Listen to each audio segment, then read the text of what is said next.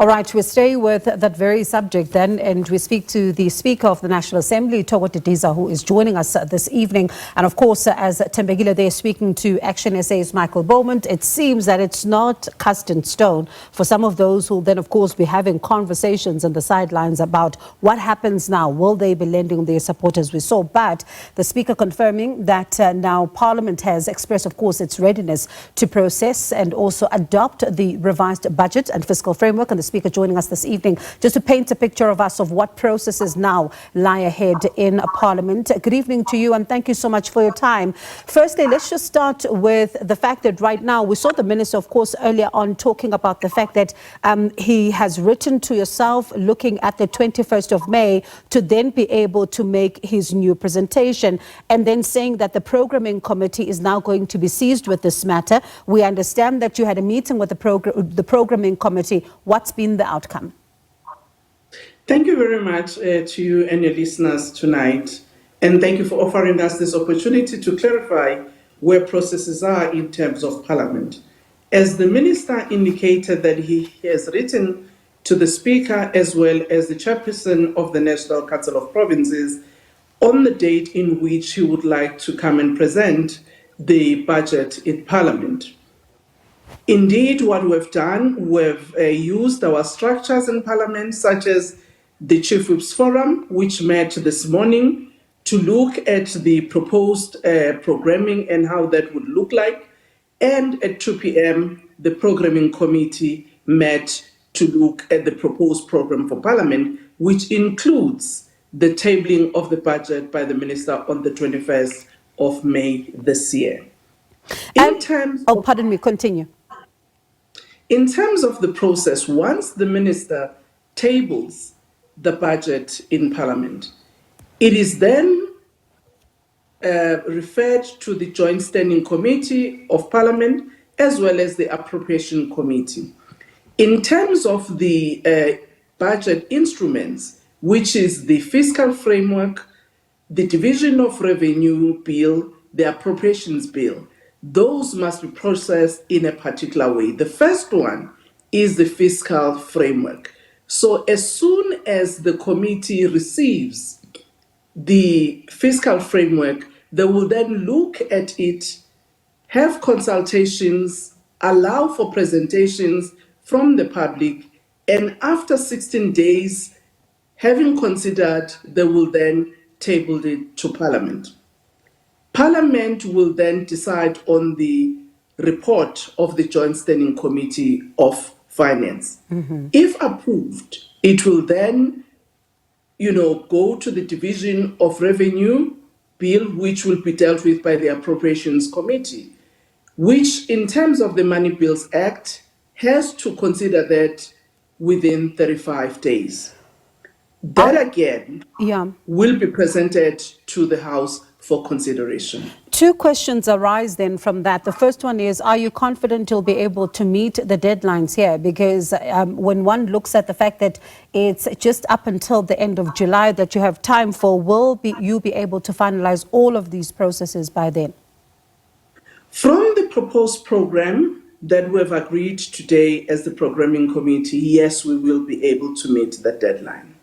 And when you look at the issue of the fiscal framework and you speak about the Joint Standing Committee, and I suppose that's where the issues then arose, the previous time, especially when you think about what some of parties, for example, like the EFF were raising. One wonders then, when it comes to the processes, which now even Parliament has had to set aside, how do you ensure that effective oversight here is done in a manner that is not going to find yourselves in court again? Well, thank you very much. I think it's important to clarify that Parliament, in terms of its processes, it followed them to the letter. And it's important for us to clarify that the court has not actually ventilated its view about parliamentary processes. What occasioned the setting aside of the decision of both houses was because the Minister wrote a letter to the Speaker withdrawing the Appropriations Bill and the Division of Revenue. In terms of the Money Bills and Money Related Act, it actually states that those three instruments, the fiscal framework, the appropriations, and division of revenue bill, all of them must be aligned and they must talk together.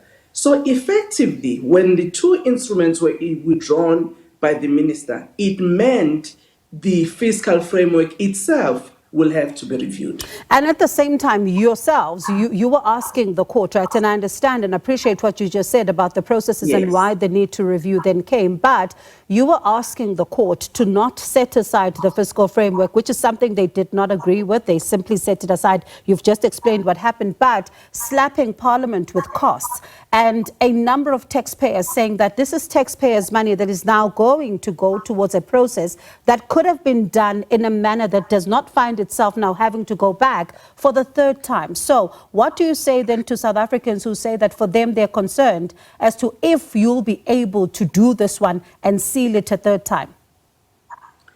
Well, to the South Africans, I would say I hope that members of Parliament from all the parties who have the responsibility to oversee and also to pass laws, we will do what is necessary in terms of looking at the fiscal framework, consider what the minister is saying about where he's going to go get the revenue, where is he going to meet the requirements, whether it means borrowing, and how those revenues will then be allocated to provinces, to local government, and national departments. When they examine that, they will take all the related issues into consideration and then advise the National Assembly and the National Council of Provinces on what they would have decided. Looking at the processes from February until now, and particularly the second time where we then saw matters going to court, as the Speaker of the National Assembly, would you say that when you look back, especially at the last sitting that culminated then in the matter going to court, is there anything that you could have done differently? Well, obviously one would have to reflect, not only as a speaker, but also as the various parties, whether in the way in which they engaged on this matter, starting from the committee, did they actually persuade one another in a manner that they would have found each other on agreeing or not agreeing on certain issues?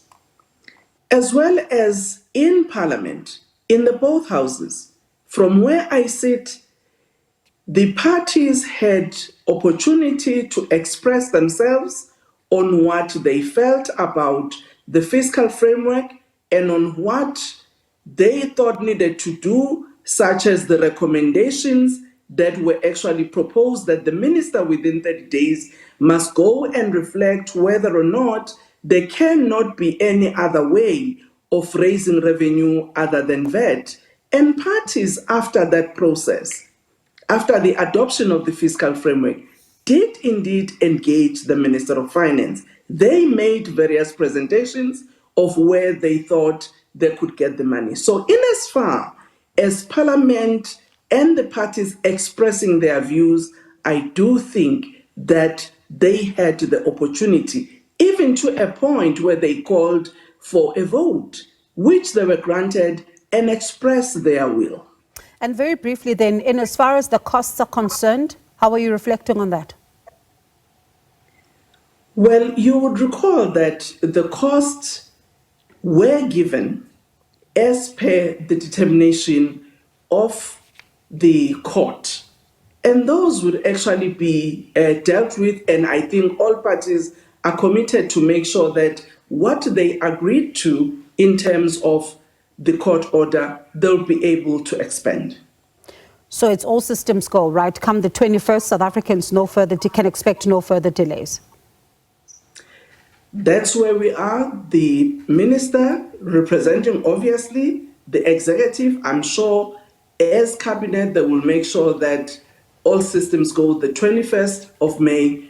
Parliament receives the budget tabled by the Minister of Finance. All right. Speaker of the National Assembly, we appreciate your time this evening and clarifying as to what happens now with the processes going forward, especially with a number of questions that now, of course, lie ahead for a number of South Africans to say that what becomes the next stages here. Appreciate your time this evening. That is the Speaker of the National Assembly there, Thoko Didiza, of course, saying that it does seem, of course, that now, come the 21st, right, things do go ahead and the Programming Committee agreeing. Remember, the Finance Minister saying that earlier on it will be, of course, now up to the Programming Committee, and the Speaker saying that she can confirm the Programming Committee has now agreed to the 21st of May. So you can, of course, expect more updates on the story.